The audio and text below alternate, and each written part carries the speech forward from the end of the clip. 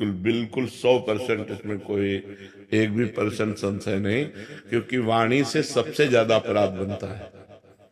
हंसी मजाक, झूठ बोलना, कई तरह की ऐसी बातें होती हैं जो हमारी वाणी से अपराध बन जाते हैं। और वाणी का बहुत बड़ा प्रभाव पड़ता है। अब जैसे हम वाणी से मौन हैं, तो वो धीरे धीरे मन पर भी प्रभाव पड़ने लगता है। आप देखो कुछ दिन मौन जैसे आप हैं, तो बोलने की जैसे तो एक उदासी छा जाएगी। अब बोल सकते नहीं तो फिर एकांत का मन करेगा कि हम किसी से मिले ना, किसी से जुले ना। पर जैसे जिसका व्यापार है या नौकरी है या अन्य साधनों में रत है और साधनरत है, तो मतलब विचार मौन रहना चाहिए। विचार मौन ज्यादा उत्तम है। विचार मौन का मतलब है जैसे आप हमसे कोई बात पूछ रहे हैं, अब हम बार बार अब पूरी मनोशक्ति लग रही हो, आप समझ नहीं पा रहे, हम समझाना चाह रहे, तो हमारे अंदर चिड़चिड़ापन आ जाएगा। अगर अत्यंत आवश्यक है तो हम बोल देते हैं, और अत्यंत आवश्यक नहीं है तो हम उत्तर नहीं देते। इसे विचार मौन कहते हैं। जो बोलेंगे सत्य बोलेंगे, मृदु बोलेंगे, हितकर बोलेंगे, नहीं तो मौन रहेंगे। साधक जो गृहस्थी में है उसे जड़ मौन ना लेकर विचार मौन उत्तम रहेगा, क्योंकि परिवार है, गृह कार्य है। अच्छा, संत वेश में क्या है कि अब हम आपसे नहीं बोलना चाहते, तुम्हारे ऊपर किसी का अधिकार नहीं, आप हमें नहीं बुलवा सकते। लेकिन गृहस्थी में बहुत सी ऐसी बातें हैं जिनमें आपको बोलना ही पड़ेगा, तो उसमें विचार मौन ज्यादा उत्तम है, जड़ मौन ठीक नहीं है। तो विचार मौन के द्वारा भी वही गति प्राप्ति की जा सकती है।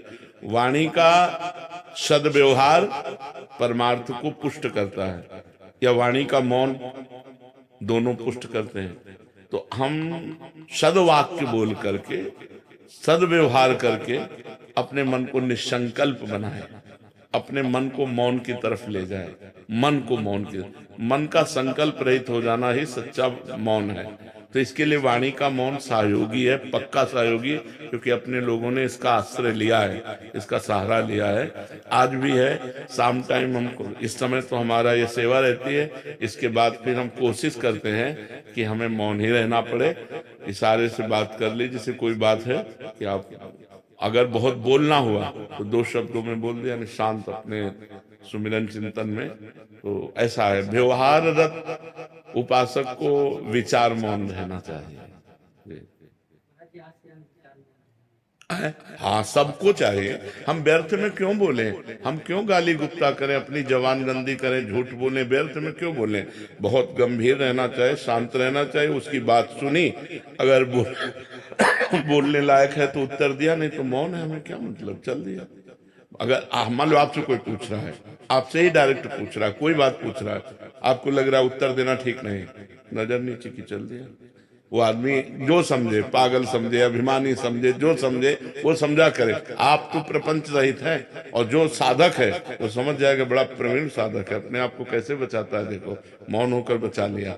शांत बिल्कुल बहुत जरूरी है। नहीं, वाणी से इतने अपराध बनते हैं कि लोग समझ नहीं पाते। वाणी से अपराध ही अपराध बनते रहते हैं, शरीर से और वाणी से ज्यादातर अपराध बनते रहते हैं। इसीलिए परमार्थ में उन्नति नहीं हो पाती। अगर शरीर और वाणी निष्पाप हो जाए तो मन बहुत जल्दी भगवान में लग जाए। इसीलिए देखो, संतों को देखो, बड़ा पवित्र स्नान, कपड़ा लत्ता सब पवित्रता से रहना, कि हमारा शरीर निष्पाप हो जाए, हमारी वाणी निष्पाप हो जाए, तो मन भगवान में लग जाए। मन का तन और वाणी से बड़ा संयोग है। हम जहाँ बोलते हैं मन हमारा वहीं जाता है, हम शरीर से जो क्रियाएं करते हैं मन उसी में जाता है, जो संबंध रखते हैं। अगर हमारा, देखो तभी तीन की शरणागत कही गई, तन वांग मनो भी। शरीर, मन और वाणी, वांग तनु, वांग मनो भी, तीन का बहुत बड़ा योग है साधना में।